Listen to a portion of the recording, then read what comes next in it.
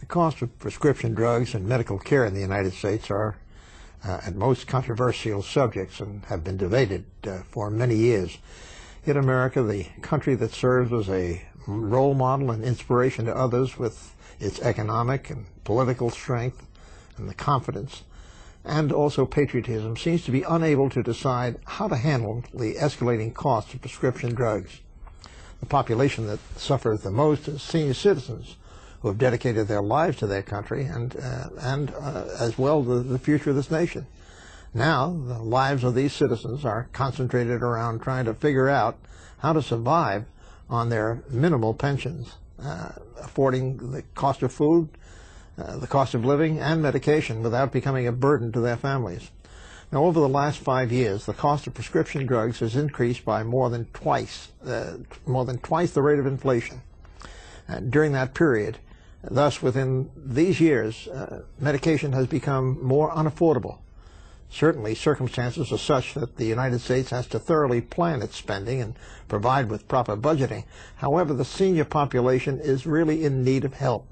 Therefore, the remaining question is, how can government help, and how soon will the help be provided? Today with us on Ask Congress is the Congressman Albert Wynn, a Democrat from Maryland, a member of the Energy and Commerce Committee. Welcome to Ask Congress. Thank you. It's a pleasure to be here. Tell me, you've taken an active role in this whole question of providing prescription drugs. What's the future of it? Where are we going with it?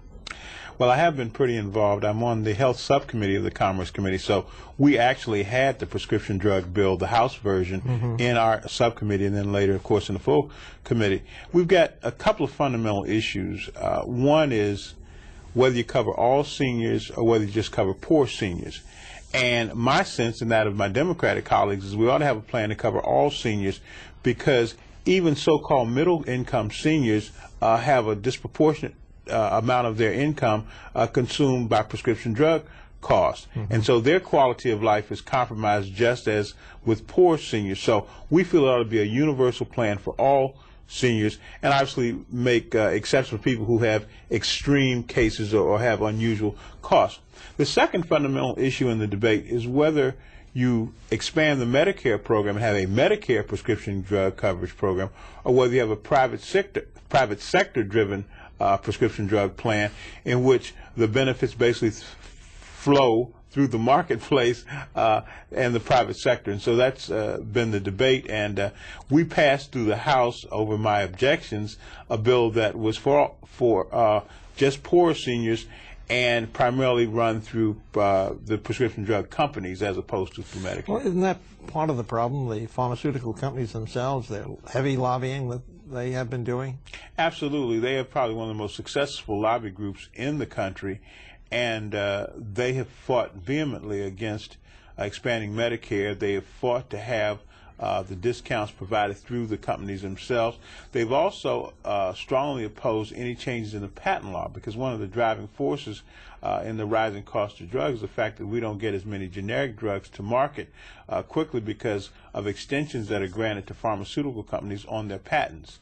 These patent extensions for as many as 30 additional months beyond the original 17-year patent can make it very difficult to get a generic drug to market in a timely fashion. Well, isn't it too that when their patents run out, they produce the same drug with a different name and then advertise it to the public? Well, that's true as well. So there are a lot of concerns relative to patent protection, which is a legitimate concern, but also access to generic drugs, which is probably more pressing and broad concern in terms of the overall public interest.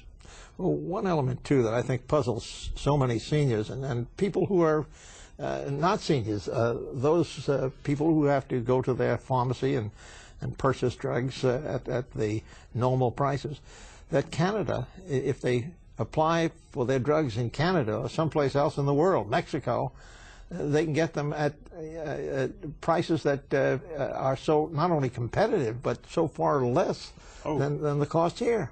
Well, you're absolutely right. As a matter of fact, that's another bill that came before my committee, the so-called reimportation bill, which would allow for the reimportation, that is to say, bringing drugs in from Canada. Even though some of them are manufactured in this country, they sell in Canada for cheaper prices. We would like to reimport them so seniors could get a better cost break. But there are a lot of complicated issues associated with that.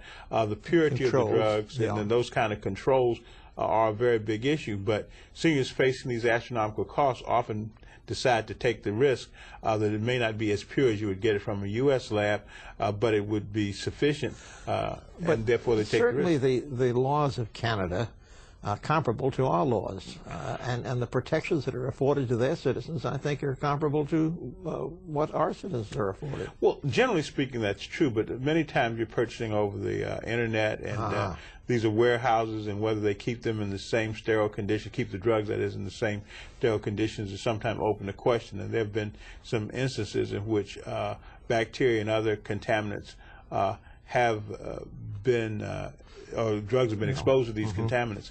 So it's something we have to deal with. One of the things that several of us said during the hearing was it's a shame we have to have a hearing on reimportation when the issue ought to be solving the problem here in the United States. We need a prescription drug plan here. We shouldn't have to worry about reimportation of drugs that are sold in other countries for cheaper prices than they are in this country when they're manufactured, in fact, in this country. Well, isn't it true as well that there are a number of other factors enter into the cost of prescription drugs here? The research that they have to do, the monies that are expended over the years in trying to get through the FDA and getting their approval. Someone said the other day that it takes about 10 years to get a pharmaceutical approved here, and it might cost as much as $100 million to a pharmaceutical company. So they've got to recoup that expense in some fashion. Well, that's an argument they make. I think there is some merit to that argument. It does take a long time to get a product to market, and you may have virtually hundreds of products, only a fraction of which actually make it through the FDA approval process. And so there is the necessity to recoup those investments. They would argue, that is, the drug company would argue, that without our system, you wouldn't get the new drugs that regularly come on the market, because they point out Canada and some of these other countries don't really produce any drugs, and certainly don't produce any new drugs. It is our system with the patent protections and the reimbursements, if you will, for investments that have yielded so many new and innovative drugs. I think the issue for Congress is striking the appropriate balance, providing the pension protection that allows them to recoup their investment, but at the same time making generic drugs available at an appropriate point in the process after there has been a period of patent protection. The pharmaceutical companies coming under the same scrutiny that some of the other corporate giants are today here on the committee. Well, I think that's definitely the case.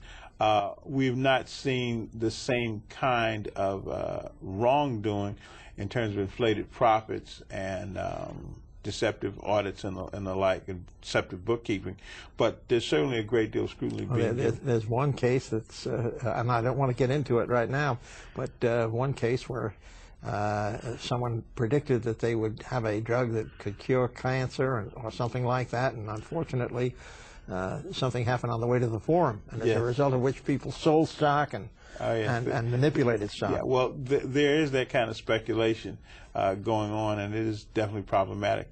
It's not altogether different from the snake oil salesman of the old days out in the Old West.